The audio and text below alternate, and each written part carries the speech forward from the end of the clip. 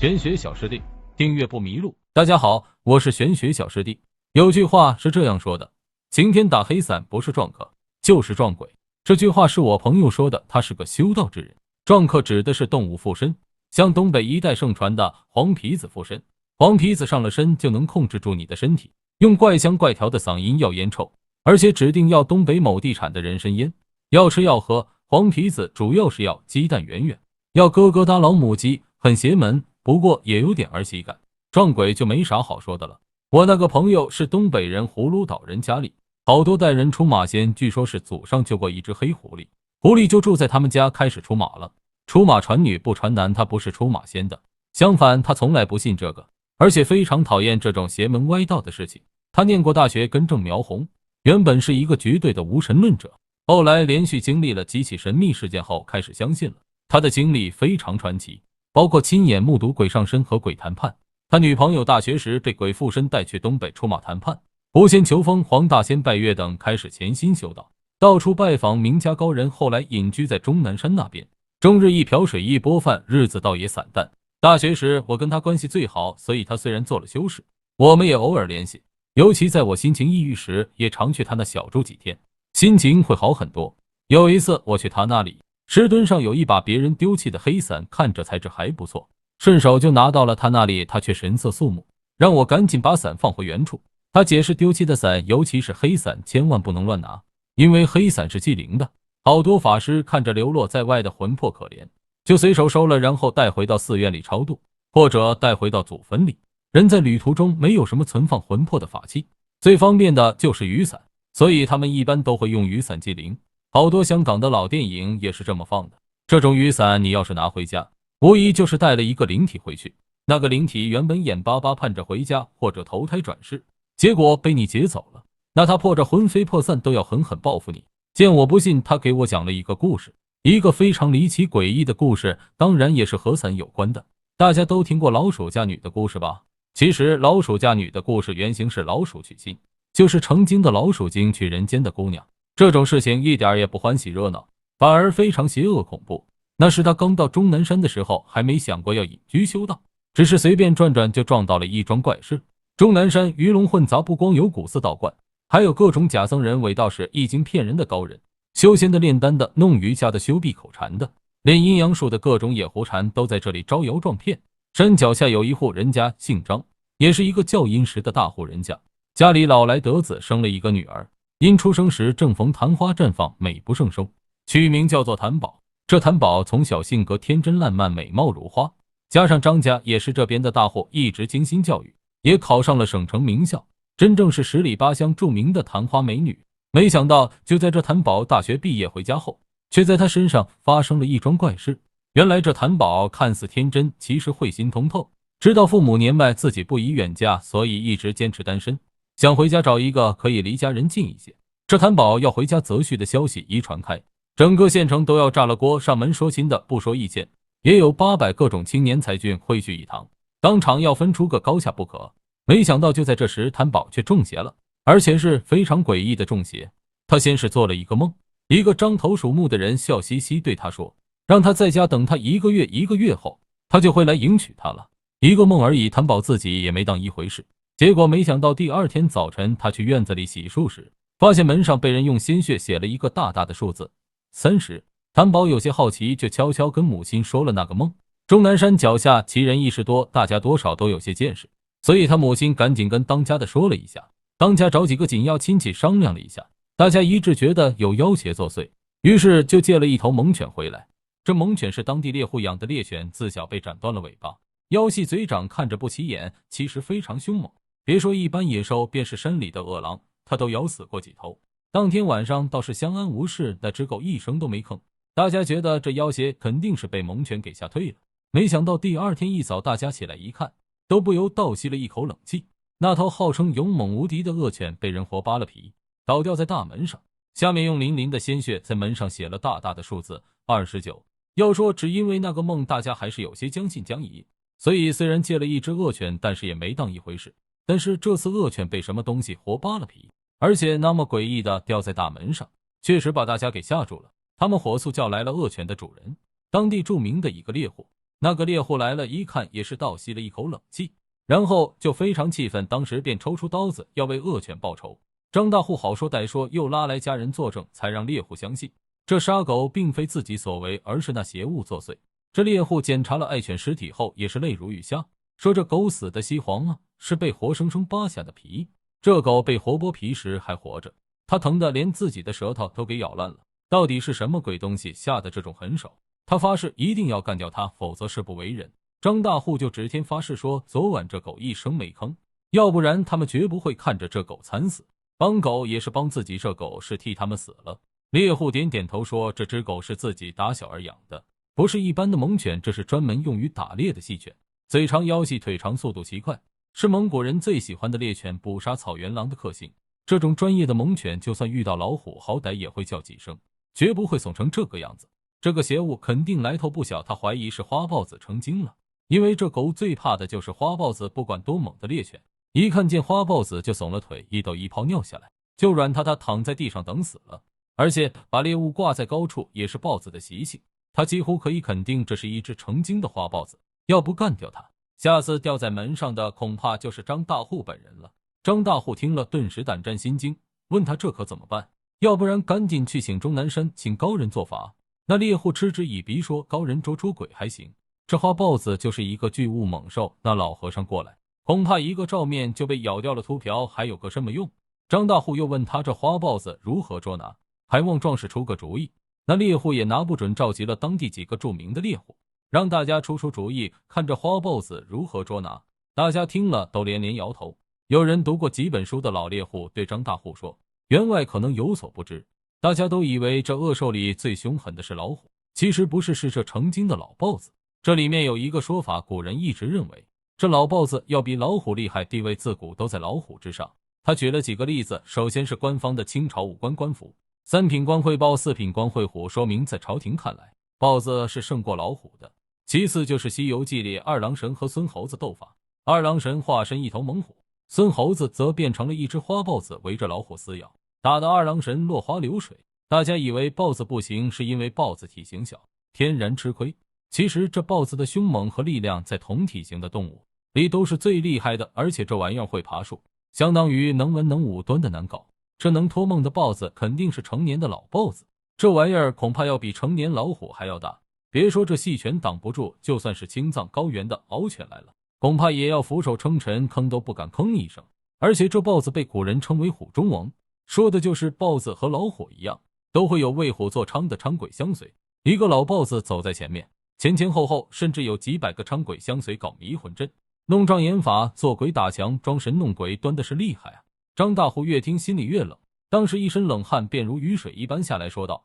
各位乡党，谁要能救我女儿，我愿将这1000万身家相赠。这时一个老猎人咳嗽了一声，说了一句：我倒是听过一个诛杀豹子精的古法，就是这个法子有些阴邪，而且非常怪异恐怖，那么多年来也没人试过，不知道当用不当用。这个老猎人说，豹子在古人看来是神兽，花豹石虎这东西其实也是一种神兽。清朝的官服是严格按照登记来的瑞兽护身，叫做9品18级。皇帝自然是龙袍，大家都知道皇帝叫做95之尊，这才服饰上怎么体现呢？是龙袍上绣9条龙，但是一条藏在了衣襟里，不管从正面看还是背面看，看到的只有5条龙，所以叫做95之尊。而臣子们的官服前胸和后背上缝了块帛子，帛子上有瑞兽五官为兽，文官为禽。这个瑞兽可有讲究，是严格按照等级来的。像这个花豹子是3品5官的帛子，上面还有狮子、麒麟，所以能压制住花豹子的只有狮子和麒麟了。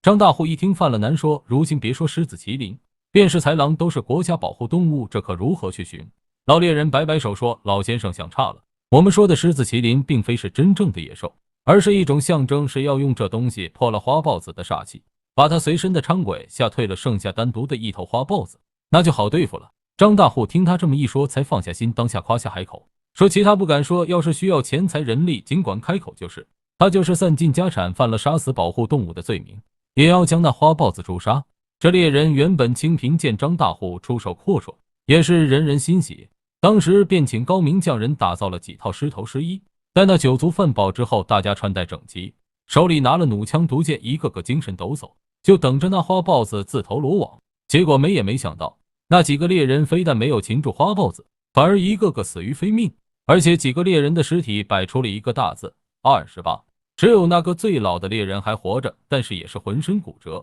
鲜血湖面人已经疯了，只是拼命大喊老虎老虎。事情到了这一步已经没办法遮挡了，而且死了这么多人肯定要报官了。待法医过来检查了尸体，却大吃一惊，说这些人并不是和什么动物搏斗死的，而是死于互相争斗，他们像是把对方当成了敌人，然后拼死血战，最后形成了同归于尽的下场。但是要是说双方争斗而死，情理上也说不过去，都是几十年的老兄弟，怎么也不至于还会让家人广生间隙。大家上上下下讨论了一下，最后给出了一个折中的结论，这些人死于自杀。法医也是过来人，在张家酒足饭饱后给了他一个指点，这个案子肯定不是人干的，赶紧去终南山请高人去吧。张大户赶紧带人连夜赶往终南山。终南山听着是一座山，其实不是，这是一个广义上的说法。往大里说，秦岭山脉在陕西省境内的部分都算南山，而翠华山、南五台、小五台、紫阁山等数十座山峰为天之中都之南，故名终南，亦称终南。这地方可大了，光修行的人就有5、6千人，不光有中国人，还有外国人，有真和尚，也有假行僧。你一个外来户哪里分得出真假？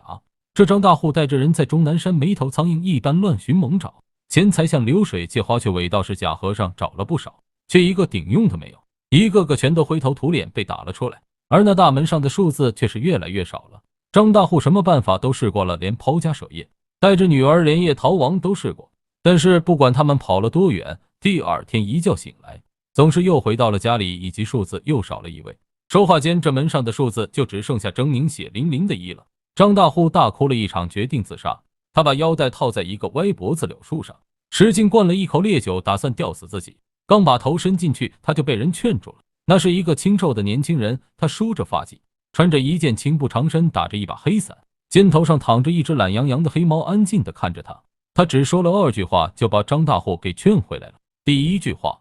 你要是死了，你女儿也活不了了。第2句话，你女儿即便死了，也是逃不掉的。也许是这个年轻人的神情太过淡然，那种真正的云淡风轻的淡然，也许是他肩头的黑猫太慵懒。反正张大户在这个年轻人身上突然找回了力量。他有些不相信地说，你会捉妖？那可是一头老虎精，好多大法师都死掉了。年轻人摇摇头，那不是一头虎。张大户问，那是什么？年轻人没有回答，只是淡淡地说，今晚我带你女儿出嫁。年轻人说完后就径直去了张大户家。这时候张大户家闹鬼已经传遍了，家里的工人早就跑得干干净净的，一个偌大的院子，杂草丛生，鸟兽成群，一派寥落之香。谭宝听说来了高人，赶紧奔过来，倒头就拜，却被年轻人拦住了。他淡淡地说，一饮一啄，莫非前定。这件事情和我也有一段因果，所以特地来了结。他让张大户和女儿都搬到客房，自己带着那只猫住到了张大户女儿的闺房，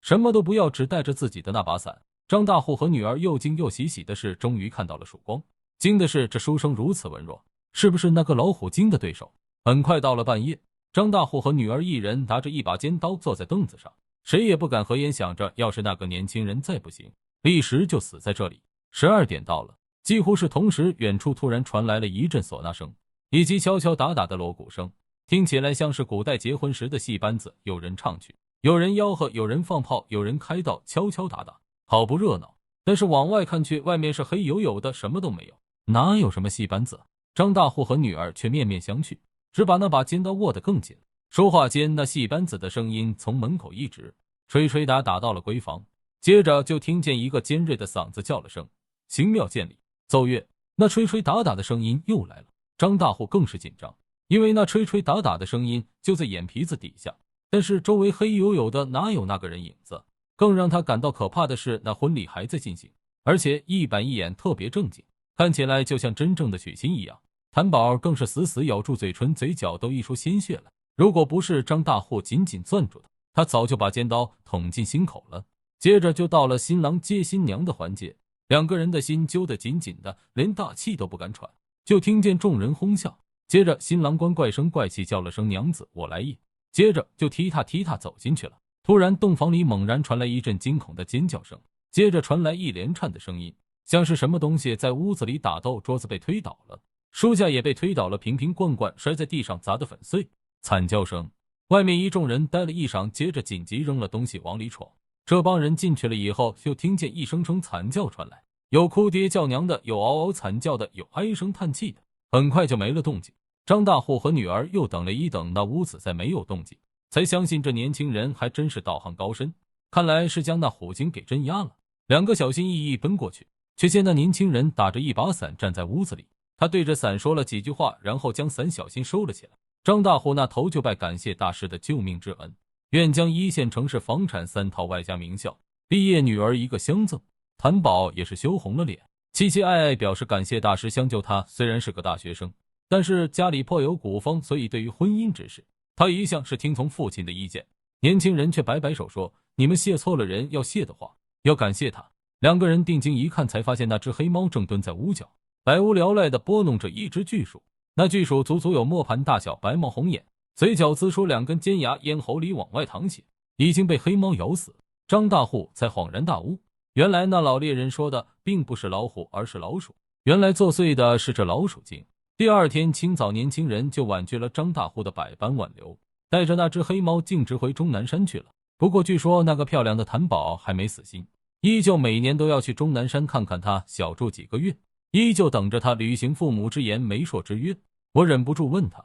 那老鼠精为啥要娶亲？和这伞又有什么关系？年轻人淡淡的说，从万物修炼来说，只有人才能直接修炼成仙，其他动物要想成仙就需要先修炼成人。但是有一个讨巧的办法，就是动物可以请人风筝，这样也可以骗过去，勉强算是个人。所以有时候你会听说过这种事情，就是有狐狸或者黄鼠狼会学着人的样子，直起来走路问你，你看我像不像人？这就是想借人一口仙气，你说一声像就行了，他也就熬过去了。要是说不像，活着说破了他的动物像，他就会法力尽失，前功尽弃，轻则大病一场，重则灰飞烟灭。而这老鼠竟想更进一步，直接和人结婚，想窃取天机，伪装成人，这是破坏了天理伦常，想逆天改命，所以定要收他。而这老鼠成精后，聚集了好多孤魂野鬼，就是给他抬轿子吹喇叭的那些鬼魂，虽然助纣为虐，好在也没犯大的错误，所以就用黑伞把他们带走了，送到庙里超度了，